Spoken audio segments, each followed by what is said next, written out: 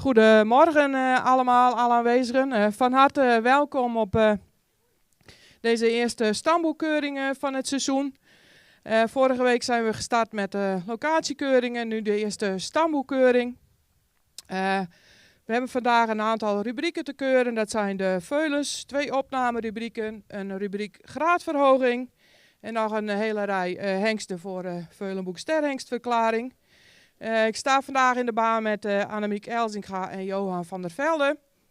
We gaan er een mooie keuringsdag van maken. Geniet van de paarden die voorbij komen en voor de eigenaren en inzenders heel veel succes vandaag.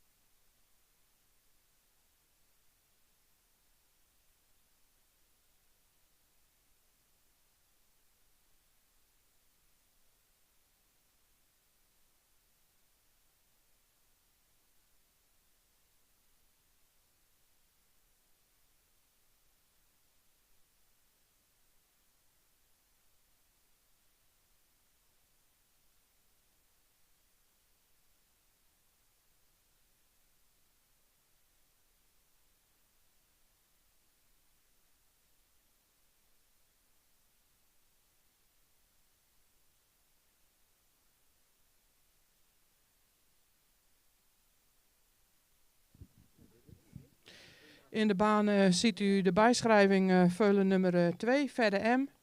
En, de vader is Kanne, is geboren op 5 maart 2025.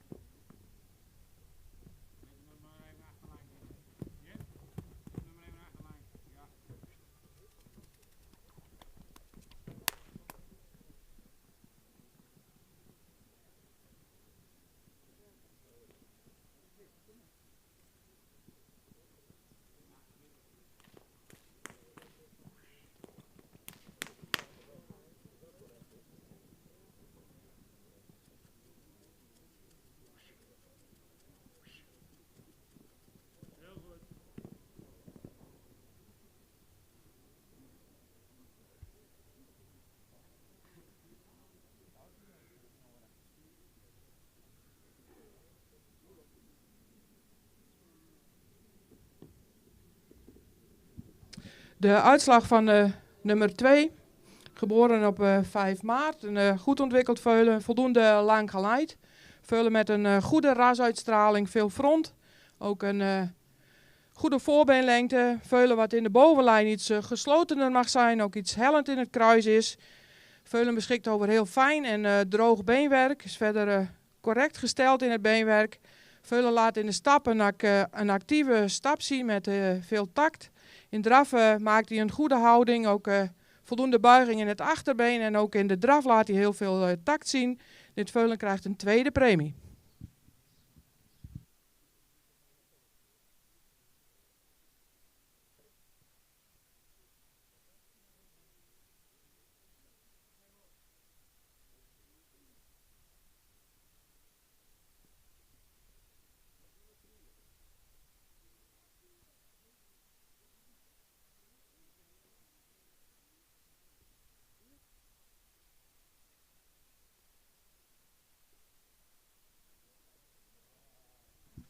Het volgende veulen in de ring is nummer 4.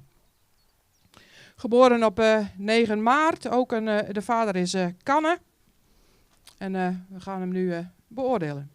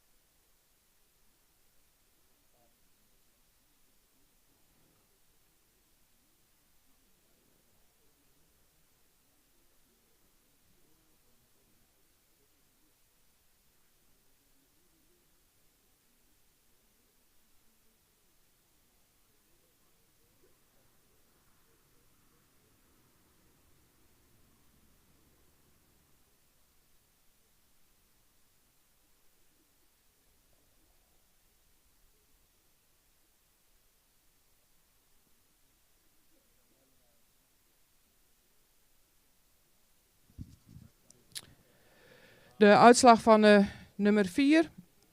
Veulen geboren op 9 maart. Een hele goed ontwikkeld veulen. Ook een veulen met een hele luxe rasuitstraling. Veel opzet. Is een evenredig gebouwd veulen. Die misschien op de lendenpartij iets sterker mag zijn. Maar verder evenredig gebouwd is. Heeft fijn en hard beenwerk. Is wel iets gehoekt in het achterbeen.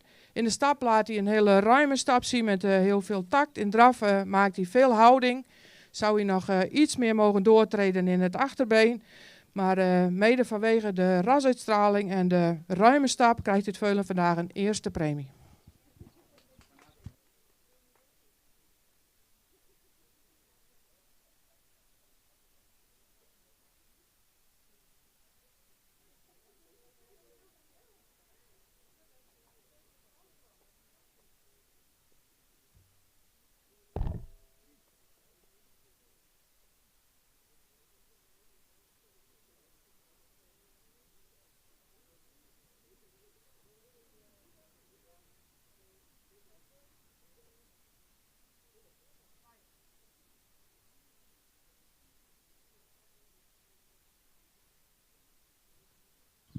In de baan veulen nummer 3. Een veulen geboren op 5 februari. Veulen heeft als vader Jeppe.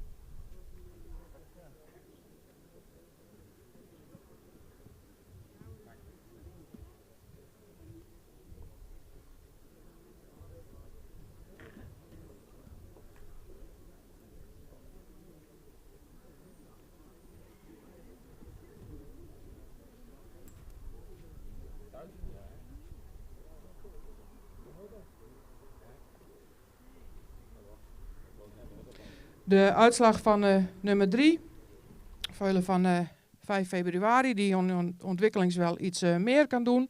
Veulen wat ook iets lang gelijnder mag zijn, iets driedelig in de bouw is. Wel voldoende in het beenwerk, ook voldoende correct gesteld in het achterbeen. In de stap laat hij heel veel tact zien, ook een goede ruimte. In de draf maakt hij ook voldoende ruimte, laat hij ook een goede tact zien, blijft daarbij iets op de voorhand lopen. Veulen krijgt vandaag een tweede premie.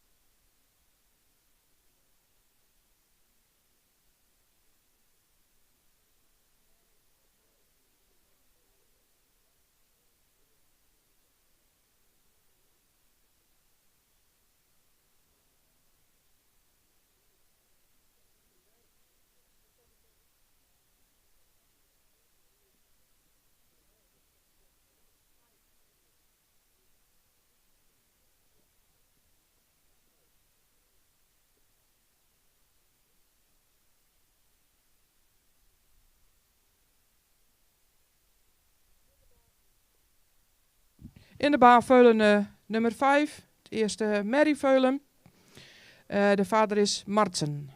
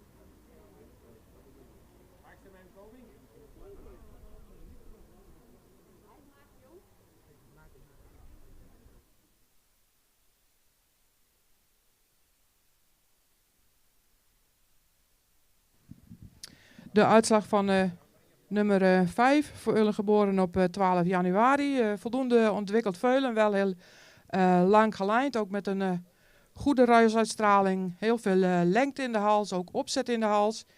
Met een goede schouderligging. Veulen zou in de bovenlijn iets geslotener mogen zijn. Er is ook iets hellend in het kruis. Veulen beschikt over heel fijn beenwerk, ook lang gekoond. In stap maakt ze voldoende ruimte, maar zou iets meer tak nog mogen laten zien in de stap. In de draf heeft ze een ruime pas, maar gaat daarbij iets uit elkaar. Wel met voldoende buiging in het achterbeen. Veulen krijgt een tweede premie.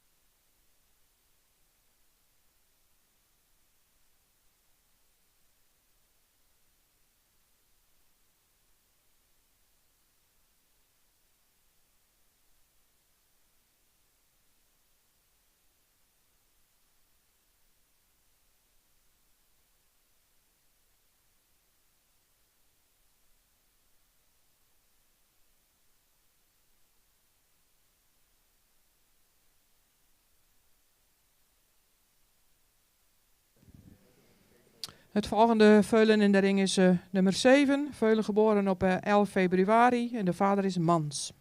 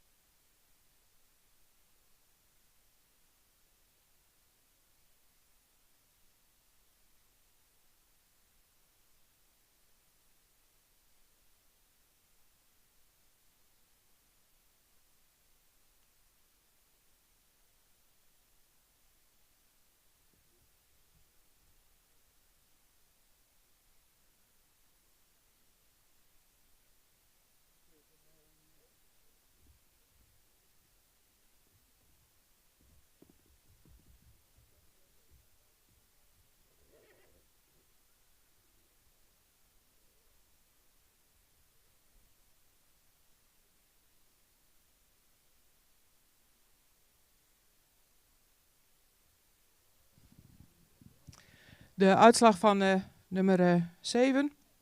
Voldoende ontwikkeld veulen met veel rasuitstraling, een edel hoofd, veel lengte in de hals. De hals komt wel iets diep uit de borst. Veulen met een voldoende lange schouder die iets stijlgesteld is voldoende in de bovenlijn. Ook het beenwerk is fijn en hard. Is iets stijl gecoat in het voorbeen. In de bewegingsafloop voor iets toontredend. In de stap is hij voldoende actief, zou iets meer ruimte mogen maken. In de draf maakt hij wel voldoende ruimte, maar zou iets meer lichaamsgebruik mogen tonen. Dit veulen krijgt een tweede premie.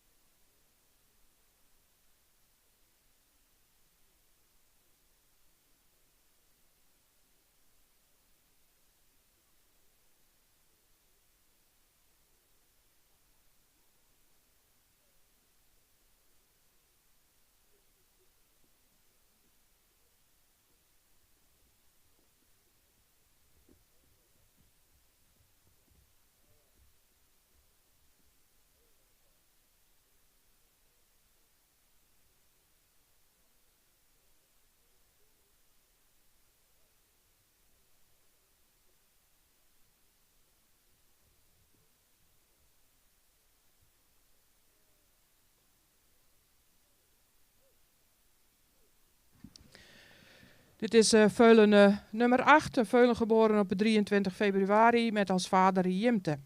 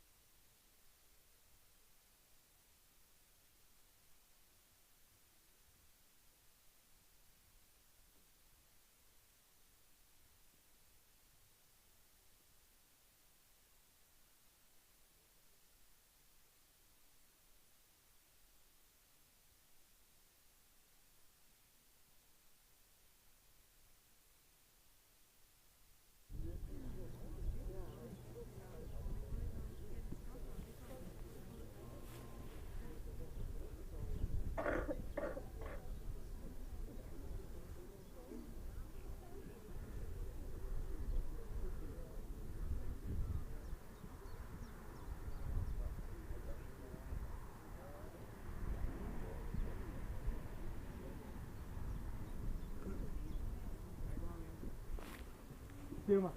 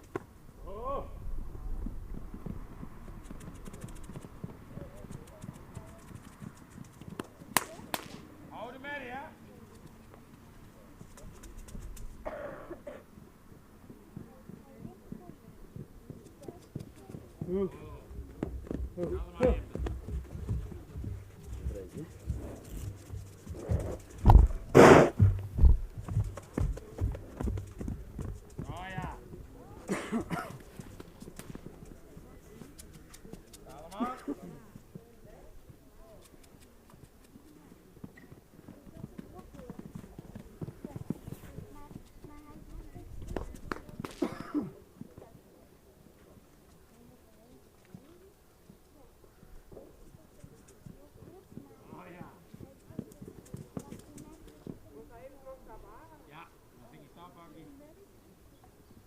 Houd er mee, hè?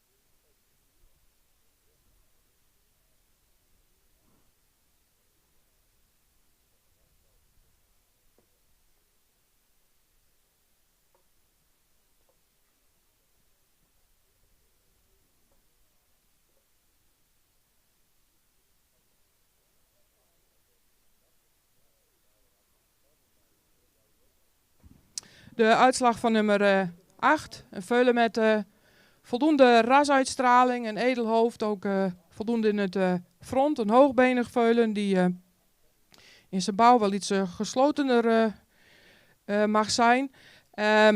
Het kruisen is erg hellend en kort. In het beenwerk is hij correct gesteld in het achterbeen, is voor iets toontredend gesteld. We hebben hem nog even laten stappen om het toch goed te kunnen beoordelen. In de stap blijft hij kort, blijft hij zo nu en dan ook de tact missen en is het voorbeen erg snel weg. In draf waardeert dit veulen zich wel weer op, maakt wel houding, maakt ook wel ruimte. Dit veulen krijgt vandaag een 3e premie, mede vanwege de stap.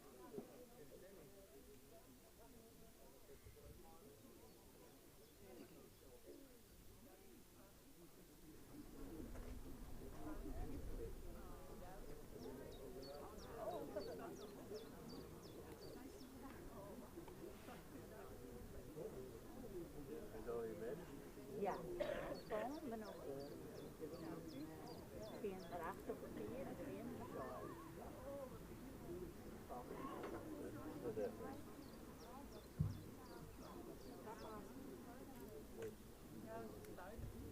dat is nog precies, hè. Je maar zegt van februari, maart, hè. Als je de eerste neemt van de kop jagen, maar dan ben deze het al, dan wordt het niet meer wat is.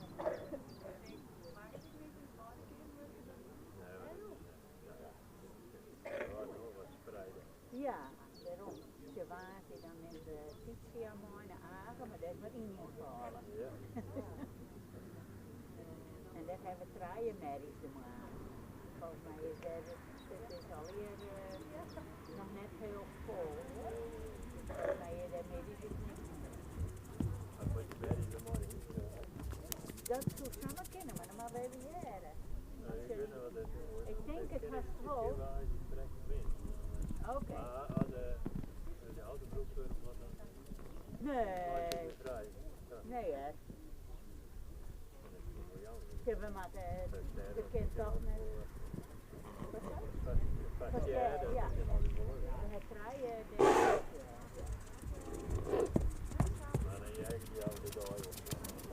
Ja. Wij nemen dan die merrie, maar die vallen al mooi in de weg. Ja, dat snap ik. Maar die merrie wel mooi. Ja, maar ja, dat is natuurlijk. Daar kost het ik net. Je hoopt dat het daar aan het eind van de morgen is. En kost het ik net. Dus het is daar denk ik waar. Die merrie komt er in bok. Jawel. Die merrie moet wel weer zien het, hè? Ja. Ben dit snap ik niet natuurlijk.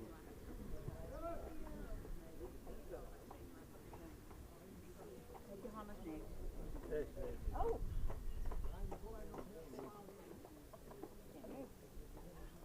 Die en dit en dit. Oh, heerlijk.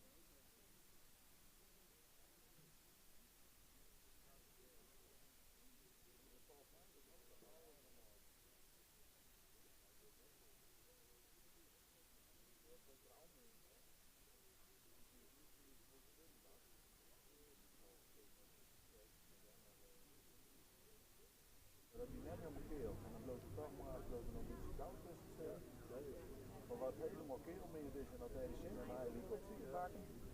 Dat zou niet het helemaal. Het is gewoon de graven. Het is helemaal, we hebben dat waan en dat hier ons altijd, dat is 3 graden. Nee.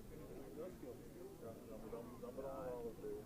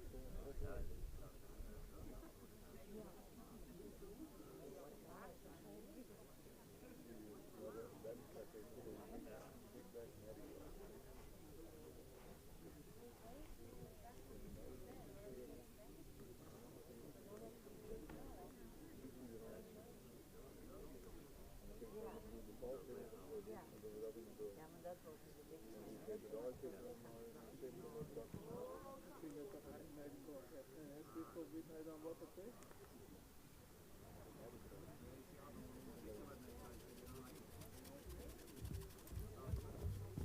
En dan een beetje lekker. Ja. En dat moet de valk is switchen. Ik vond het idee helemaal niet gek, hè, om er nog een oren silo del te zetten. Nee, dat is niet de tijd.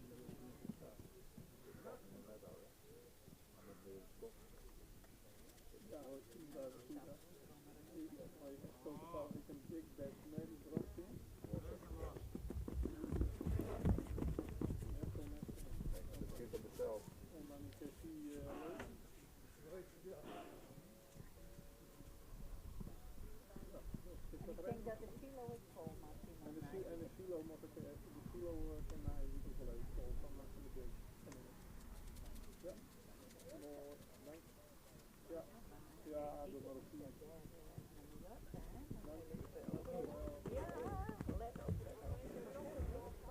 Nee, 5 dagen. Zondag weer terug. Woensdagochtend weg. We zijn er amper. Zo mooi.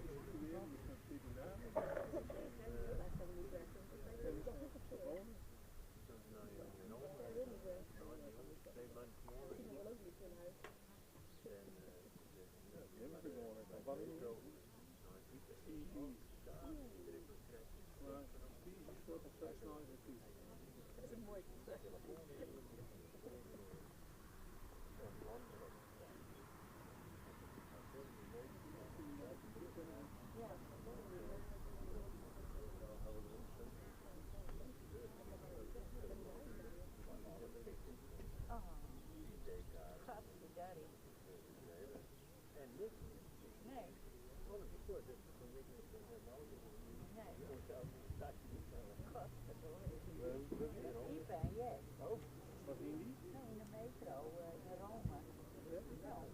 Alles kort. Ja, maar hij hier...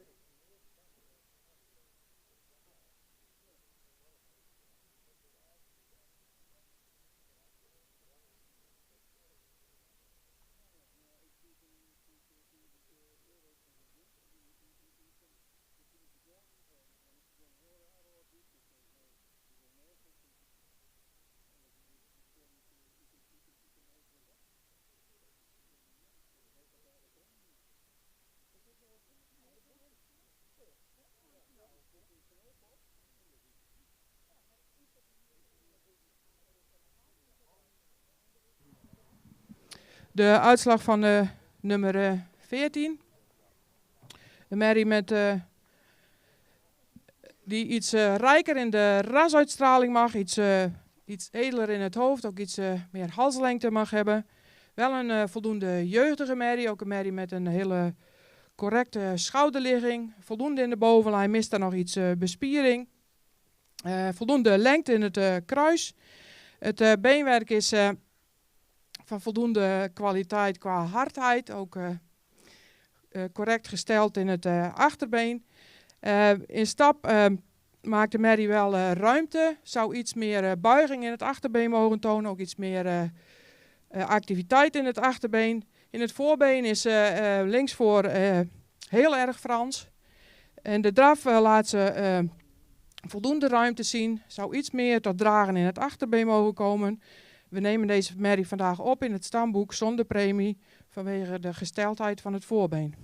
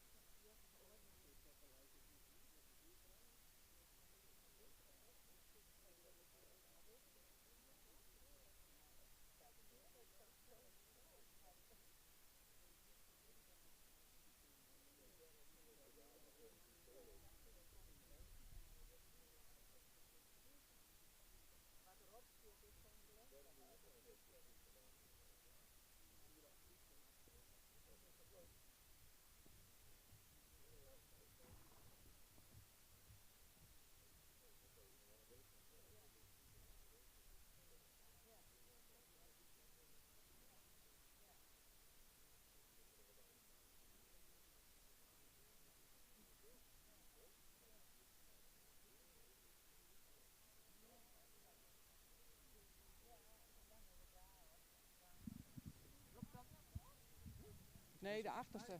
Eerst.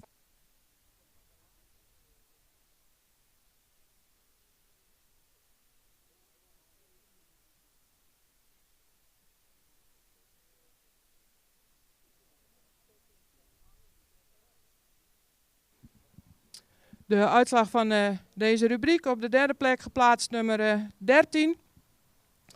Een merrie die iets rijker in de rasuitstraling mag zijn, ook iets verticaler in de hals mag zijn. Heeft wel een voldoende lengte in de hals. Merrie die iets stijl in de schouder is, wel een goede bovenlijn heeft. Merrie is erg hellend in het kruis. Het beenwerk is correct, is ook voldoende droog. Merrie zou iets langer gekoot mogen zijn. In de stapplaats een voldoende taktmatige stap zien, maar zou daarbij iets meer ruimte en activiteit mogen laten zien. In draf waardeert ze zich wel op, vertrekt goed, heeft ook voldoende buiging in het achterbeen, zou daarbij het voorbeen nog iets meer mogen uitleggen. Deze merrie wordt vandaag opgenomen in het stamboek met een derde premie.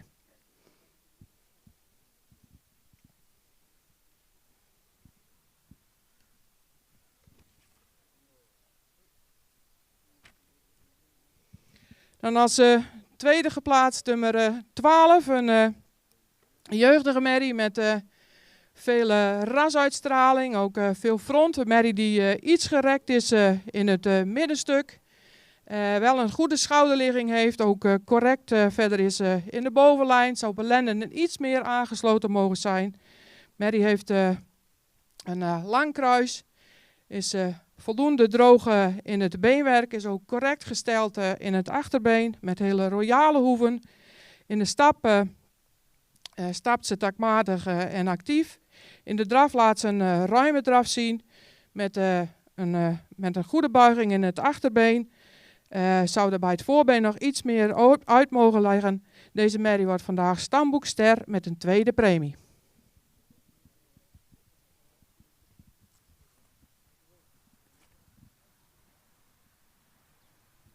En op kop geplaatst in deze rubriek nummer 10. Een merrie met een hele jeugdige, langgelijnde merrie met heel veel rasuitstraling. Een merrie die horizontaal gebouwd is. Heel veel front heeft, een verticale hals. Correct is in de bovenlijn. Iets hellend in het kruis, maar wel met een hele lang kruis. Merrie beschikt over heel veel lengte in het voorbeen. Heeft fijn en droog beenwerk. Correcte hoeven. In de stapplaats een actieve en ruime stap zien met een goede buiging in het achterbeen. In de draf maakt ze veel houding, toont daarbij een goed achterbeengebruik en veel balans.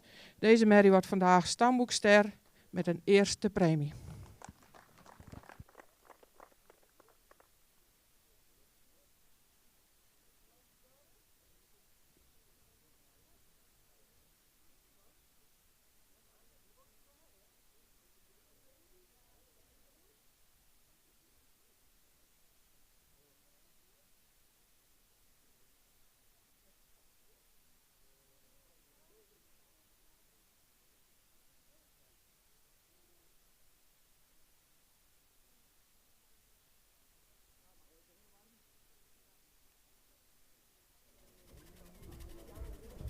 Dan ben je dan naar de stoel, hè? Ja? Dan ben je dan naar de stoel. Ja. Doe maar. Rechter.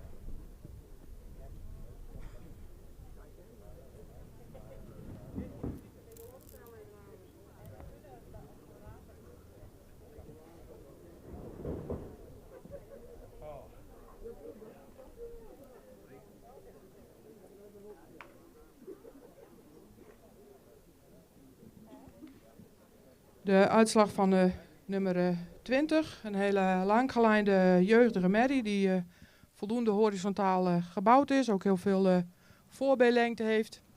In de hoofduitstraling wel iets edeler kan. Merrie met een hele lange hals, ook een vrij lichte hoofd-halsaansluiting. Heeft een voldoende lengte in de schouder, is wel iets stijl in de schouder. Is in de bovenlijn voldoende aangesloten, ook voldoende in het lang kruis. Het beenwerk is correct gesteld, zou iets royalere hoeven mogen hebben. Is voldoende droog.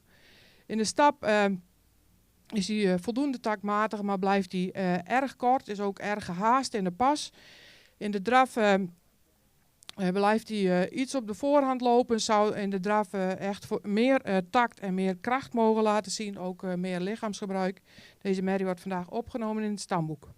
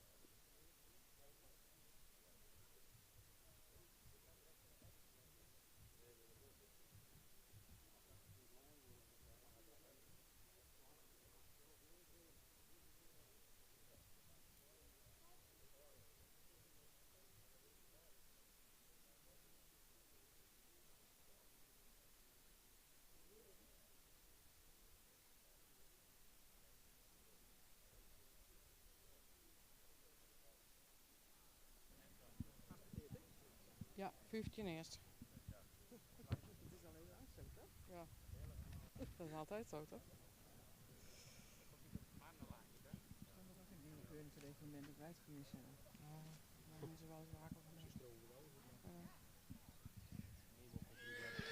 De uitslag van deze rubriek. We hebben hier 5 paarden gekeurd. Nummer 20 hebben we opgenomen in het stamboek zonder premie.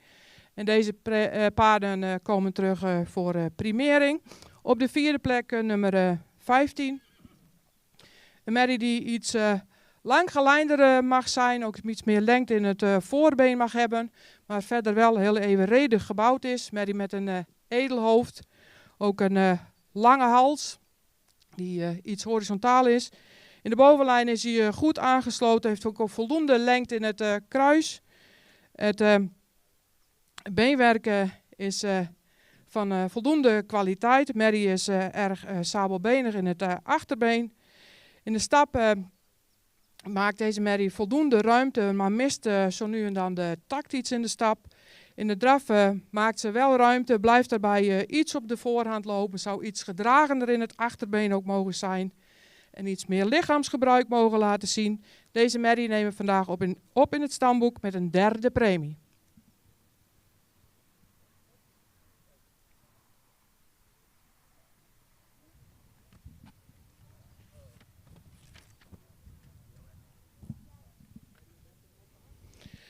Dan als 3e geplaatste nummer 19.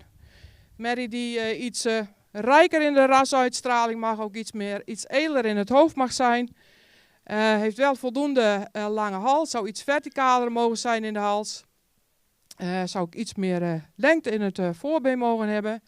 Heeft voldoende lengte in de schouder, maar is daarbij iets stijl in de schouder. In de bovenlijn is voldoende aangesloten, maar merrie heeft een erg hellend kruis. In het beenwerk zou ze wel iets meer kwaliteit mogen hebben. Is verder correct gesteld. In de stap heeft de merrie wel voldoende takt, maar mist daarbij wat kracht en het lichaamsgebruik. In de draf waardeert deze merrie zich heel erg op. Ze laat een hele krachtige draf zien met een goed lichaamsgebruik. En vanwege deze goede draf nog een 3e premie.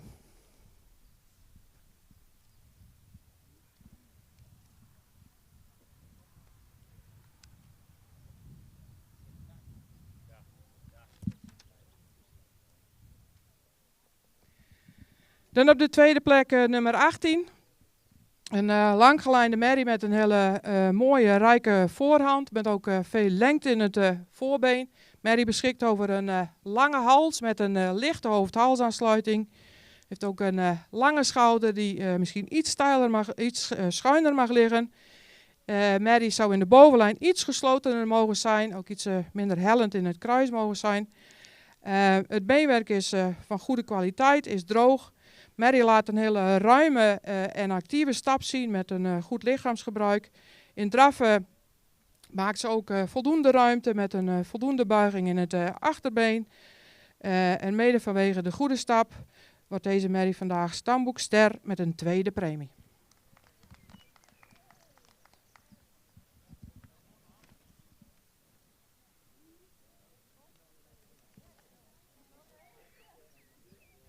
Dan op kop geplaatst nummer 16. Een merrie met een goede rasuitstraling. Merrie die misschien iets jeugdiger opdruk mag hebben. Ook iets plaatser gebouwd mag zijn.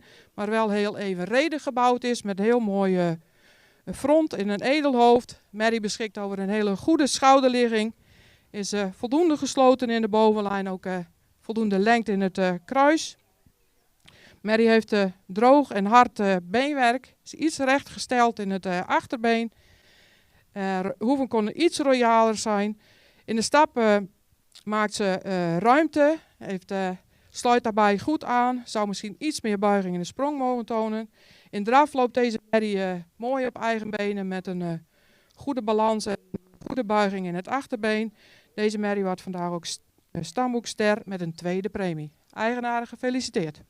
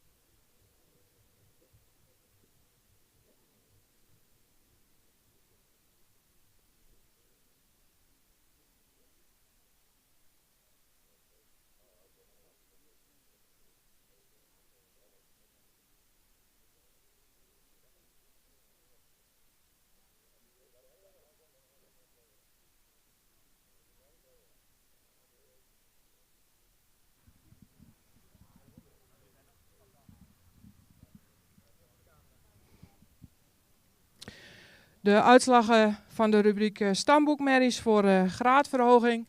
Op de tweede plek geplaatst nummer 21. Een merrie met een voldoende rasuitstraling, een voldoende langgelijnde merrie die iets opwaartser gebouwd kan zijn. Veel lengte in de hals heeft, ook een voldoende in de bovenlijn is. Merrie heeft wel een heel erg hellend kruis. Is ook erg sabelbenig in het achterbeen. Merrie heeft fijn beenwerk, ook voldoende lengte in het voorbeen, is ook voldoende droog. In de stap, we hebben haar extra laten stappen, want de stap is erg kwetsbaar. Meestal zo nu en dan ook de takt. In de draf laat ze een goede draf zien met een goede techniek. Deze merrie krijgt vandaag een derde premie. Mede vanwege de beperktheid in de stap.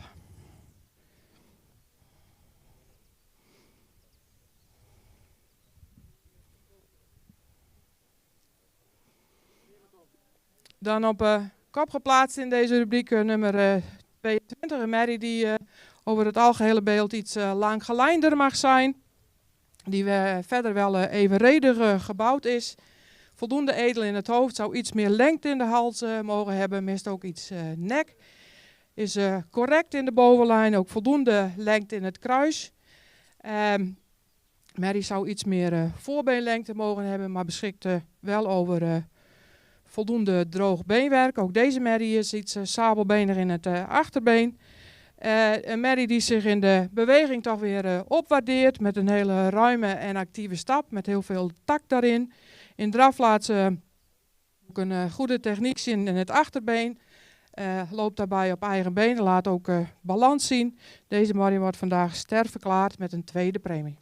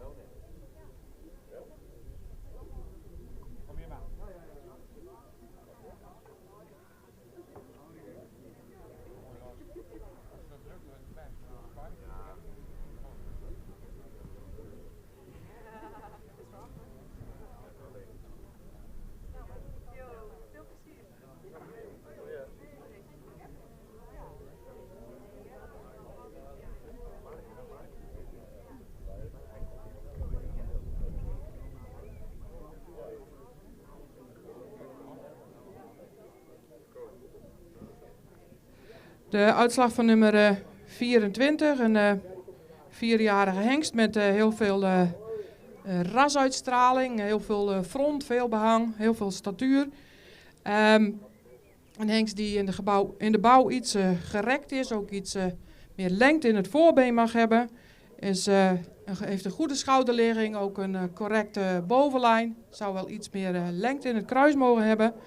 Het beenwerk is verder correct gesteld, ook voldoende droog. In de stap laat hij voldoende ruimte zien. Zou iets meer buiging mogen laten zien in het achterbeen, maar laat wel een goede tact zien. Heeft wel een iets slingerende bewegingsafloop in het voorbeen. In de draf maakt hij voldoende ruimte, komt hij ook voldoende tot dragen met een goede buiging in het achterbeen. Deze hengst wordt vandaag ster verklaard. Hey! Nou, Bode, ik ben klaar. Rondje. Bode, jou de rondje.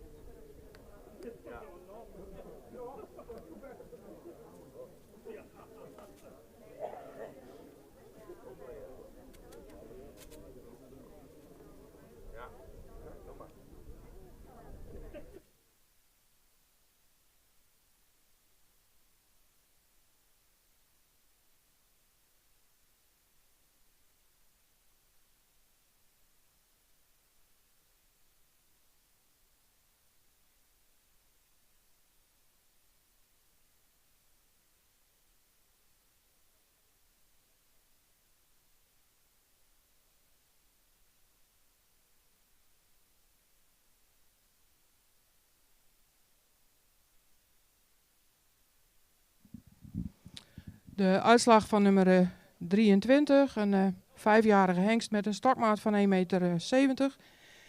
Een hengst met heel veel statuur, heel veel rasuitstraling, veel behang, een edel hoofd. Zo zien we ze toch graag in het rastype staan. Heel veel front. Met voorbeenlengte, is correct in de bovenlijn. Is iets hellend in het kruis. Een hengst met een hele royale voorhand. In het beenwerk is hij correct gesteld, maar zou in het achterbeen iets droger mogen zijn. In de stap is hij takmatig, zou iets meer ruimte in de pas mogen laten zien. Is verder correct in de bewegingsafloop. In de draf laat hij voldoende ruimte zien, maar mist daarbij nog de kracht en de buigingen in het achterbeen. Zou ook iets meer lichaamsgebruik mogen laten zien in de draf. Maar vanwege de goede rasuitstraling en de correcte bouw wordt deze hengst vandaag ook ster verklaard.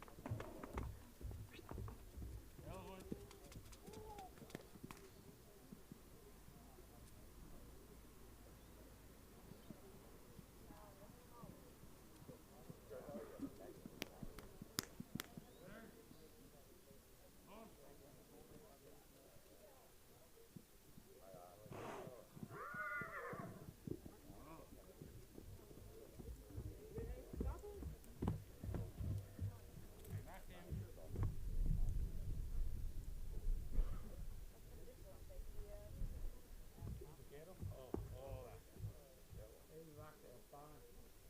Dan wordt het trappen. Ja, mij daar. Oh, de draden.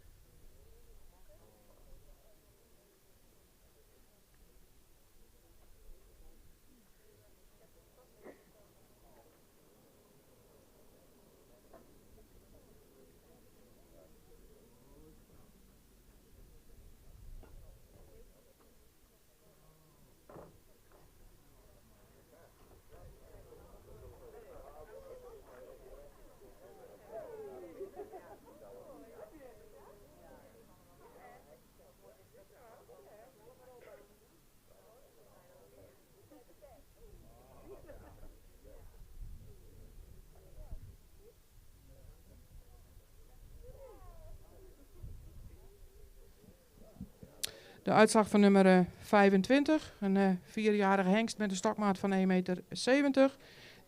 Een langgelijnde hengst met heel veel rasuitstraling. Ook een hele jeugdige hengst. Die toch als hij voor je staat nog redelijk neerwaarts gebouwd is. Wel veel lengte in het voorbeen heeft. Zou in de bovenlijn iets geslotener mogen zijn. Ook iets meer lengte in het kruis mogen tonen. De draf zet hij het voorbeen ruim weg, maakt hij ook wel voldoende ruimte, maar komt eigenlijk met het achterbeen niet tot dragen, houdt zich daar ook in de bovenlijn heel erg vast.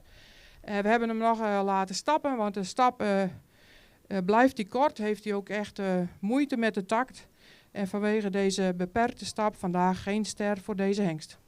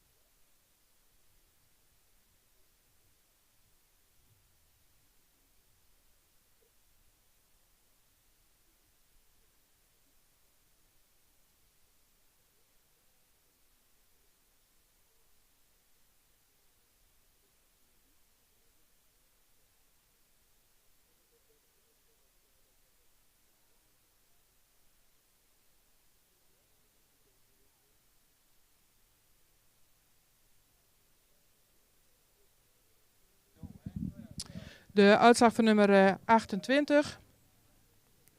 Een 4-jarige hengst die in zijn totaliteit iets langgelijnder mag zijn. Wel een hengst met een goede rasuitstraling door zijn edele hoofd.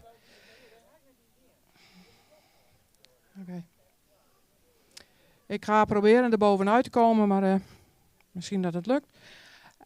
Een hengst die heel zwaar is in het front, een zware hals heeft, ook een zware hoofd-halsaansluiting heeft. Wel een goede schouderligging, is strak in de bovenlijn. Is voldoende qua kwaliteit beenwerk, is iets kort gekoot in het beenwerk. In de stap laat hij een iets gehaaste pas zien, zou daarbij iets meer ruimte mogen maken, ook iets meer zijn bovenlijn los mogen laten. In de draf loopt hij eerst iets op de bluff en later dan loopt hij toch iets van het achterbeen af. Mist hij daarbij ook de krachtige afzet en zo nu en dan ook de takt. Deze hengst wordt vandaag geen ster verklaard.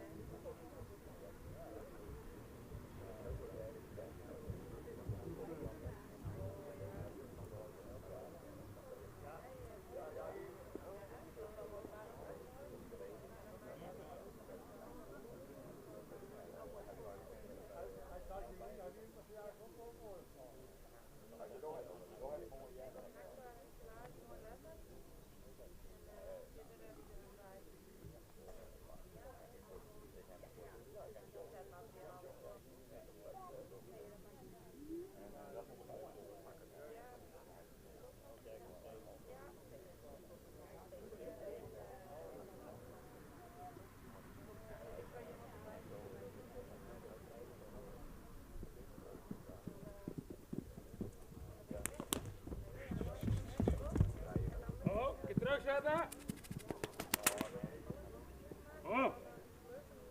Allemaal.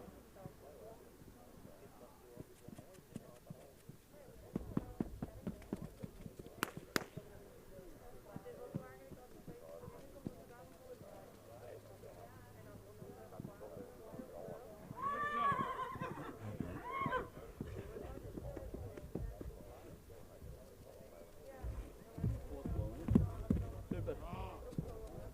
Bovenin. Bovenin.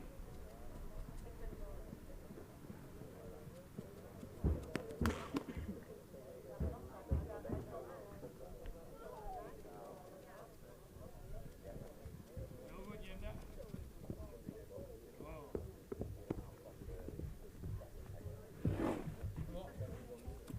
Waar hoort je, Jimda? Oh, terug. Oh.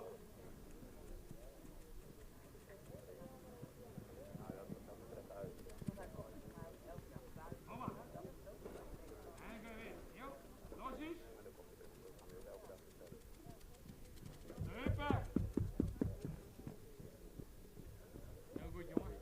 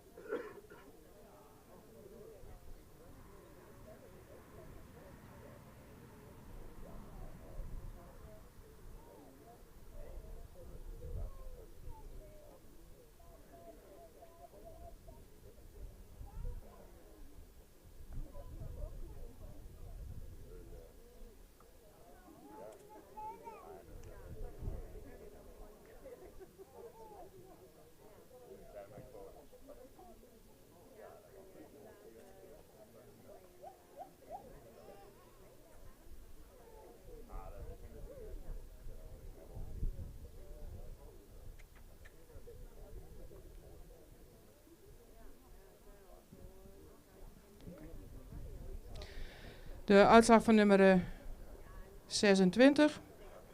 Ja, 26. Een voldoende langgelijnde hengst die iets edeler in het hoofd kan. Wel een hele evenredige gebouwde hengst.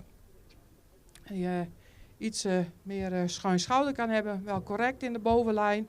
Ook voldoende lengte in het kruis. Ook een goede kruisligging. Heeft droog beenwerk. Is rechtsvoor iets toontredend in de bewegingsafloop. Hengst laat een hele ruime en takmatige stap zien. Ook een actieve stap. Daar heeft hij ook een hoog cijfer voor gehad. In draf heeft hij wel buiging in het achterbeen. Maar blijft iets op de voorhand lopen. En is er nu een iets ongelijk in het voorbeen voor. Maar vanwege de goede stap hebben we hem wel sterk gemaakt.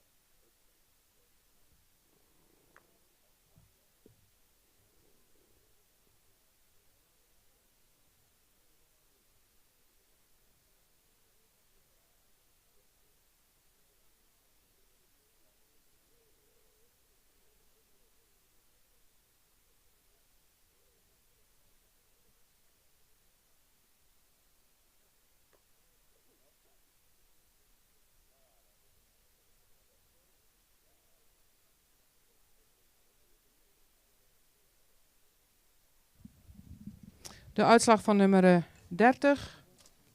Een 3-jarige hengst met een goede rasuitstraling. Verticale hals, ook veel lengte in de hals. Zou in de hoofd-halsaansluiting misschien iets lichter kunnen zijn. Heeft wel een voldoende lengte in de schouder, maar is daarin iets hellend. Ook de bovenlijn is voldoende met een lang kruis wat wel iets hellend is. In het voorbeen is hij iets onderstandig. Zou ook iets meer kwaliteit in het beenwerk mogen tonen. Ook iets royaler in de hoeven mogen zijn. In stap laat hij veel ruimte zien, waarbij hij heel goed zijn passen afmaakt. In draf draaft hij met veel ruimte, veel buiging in het achterbeen.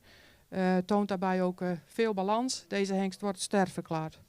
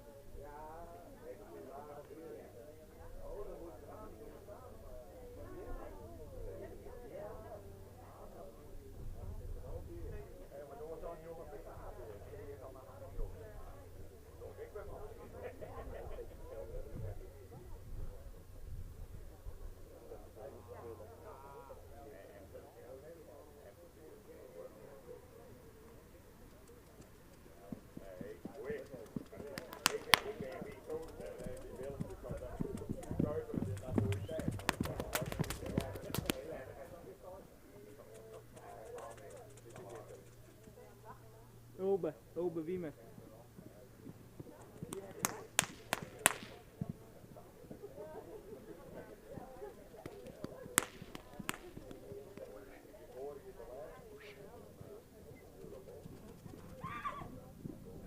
Heel goed. Dan mogen we klappen, jongens. Mogen we klappen. Ja.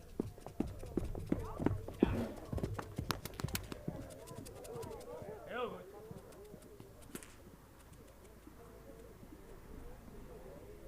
Allemaal in.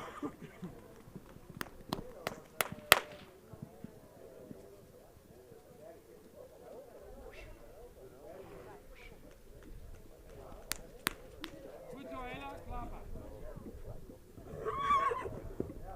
Die oplet, wie ben jij, Hela?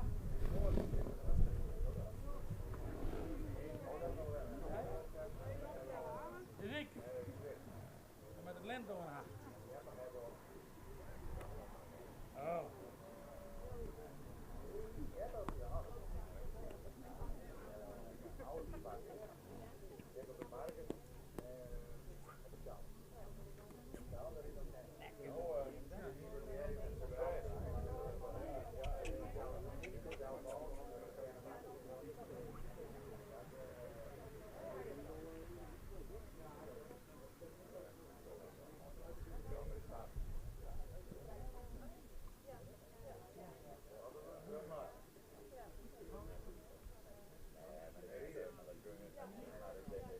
De uitslag van nummer 29.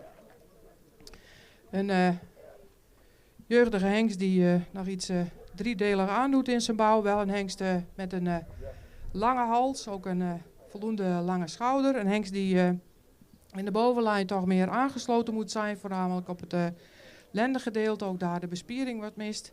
Ook erg hellend in het kruis is. In de stap laat hij een vlotte en actieve stap zien die iets toontredend is in de bewegingsafloop voor. In draf heeft hij een opwaartse draf met heel veel achterbeengebruik. Ook veel balans. En dan komen we bij beenwerk en dat is op dit moment toch zijn beperking. Is erg gehoekt in het achterbeen. En zou ook meer kwaliteit in de sprong mogen tonen. Dus vanwege kwaliteit beenwerk geen ster vandaag voor deze hengst.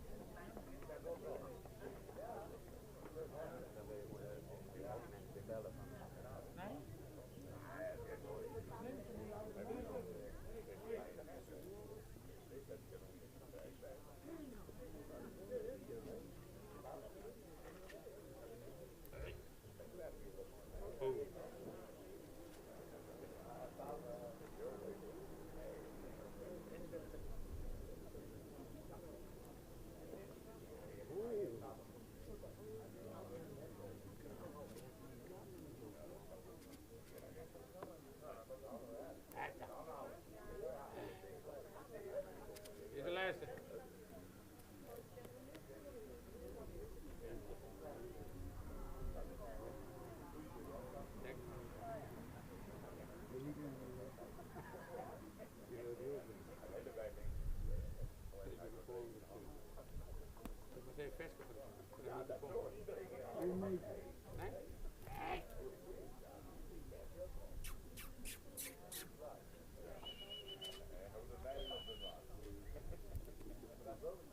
Hela, Stella. Stella. Stella. Kom maar.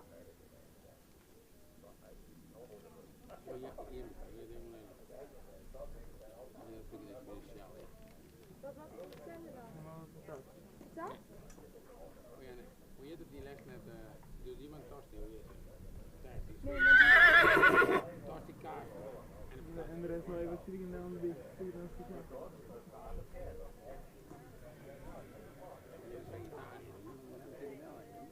dat ligt niet eens staan.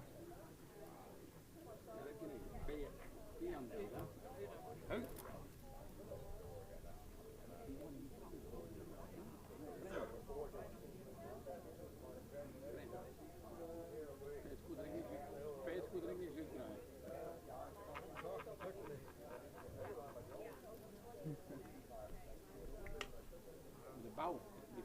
bouwen vind ik wel weer. Ja, het zit er heel nu erin en ik gewoon beneden op zo'n. Klopt. Moet je eruit doen? Ja, de wereld. Had ik een jongen op tegen.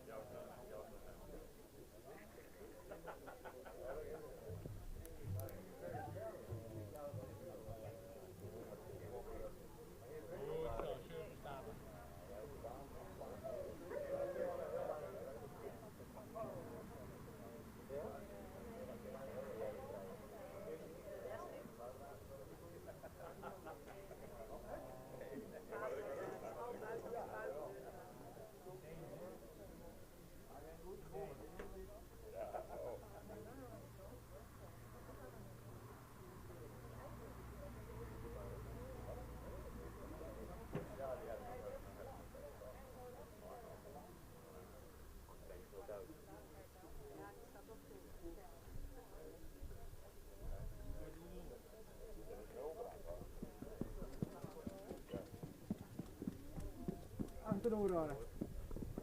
Goed. Oh.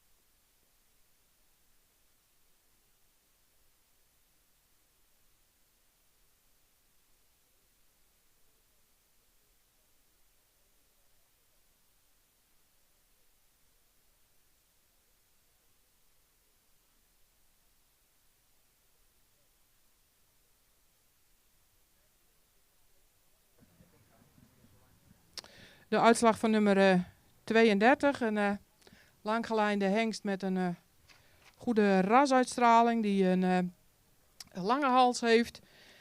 Die in de bouw toch iets gerekt is. Wel met voldoende lengte in het voorbeen. Ook veel front. In de bovenlijn zou die op de lendenaansluiting wel iets sterker kunnen. Ook iets minder hellend in het kruis. Het beenwerk is voldoende droog. Iets week gekoot. Is correct gesteld in het achterbeen. In de stap maakt hij wel een ruime pas, maar zou iets actiever mogen doorstappen. En is daarbij wel goed takmatig. In de draf maakt hij voldoende ruimte. Zou het voorbeen iets ruimer mogen uitleggen. Ook iets meer lichaamsgebruik mogen tonen in de draf. Geen sterverklaring voor deze hengst vandaag.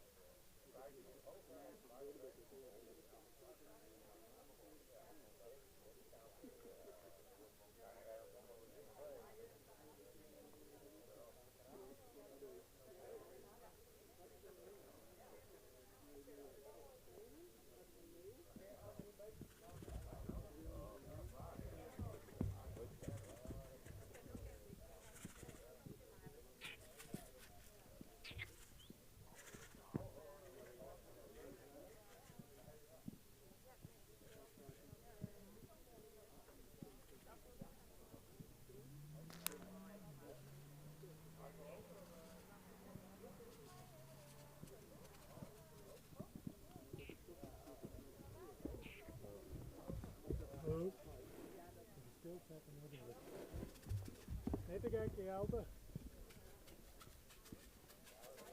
Ietsje steun op de zitkant. Hier nog even aan.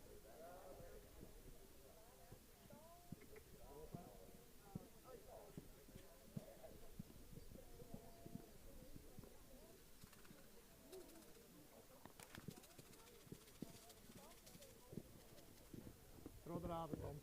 Nog een stukje. Rol op. Rol op.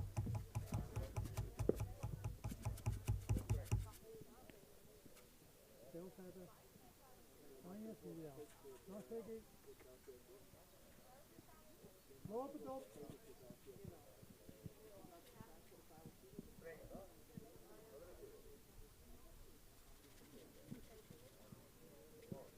Oh, maar. Oh. Oh, klaar. Oh. Okay.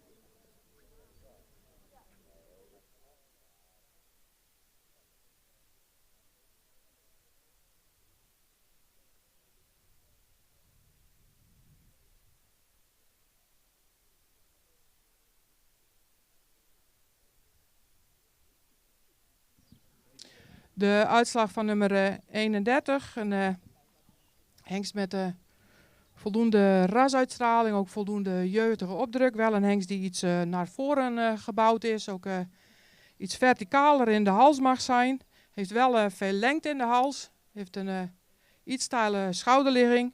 een hengst met een vrij strakke bovenlijn. Is droog in het beenwerk, maar iets gehoekt iets sabelbenig in het achterbeen. Ook iets week gekoot in het voorbeen.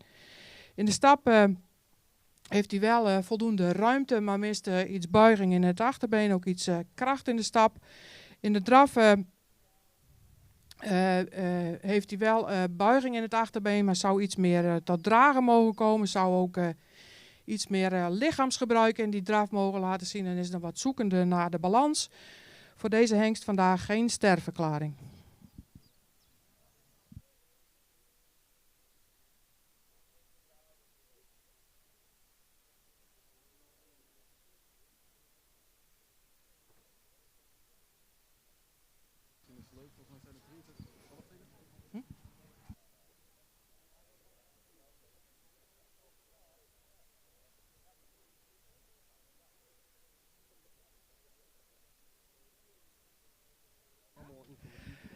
Nummer 31 was de laatste hengst van deze keuring. Dus hiermee zijn we ook aan het einde gekomen van deze keuring. We hebben een hele prettige keuring gehad, denk ik, met goede resultaten. Mooi weer en we hopen nu een volgende keuring weer te zien. Bedankt.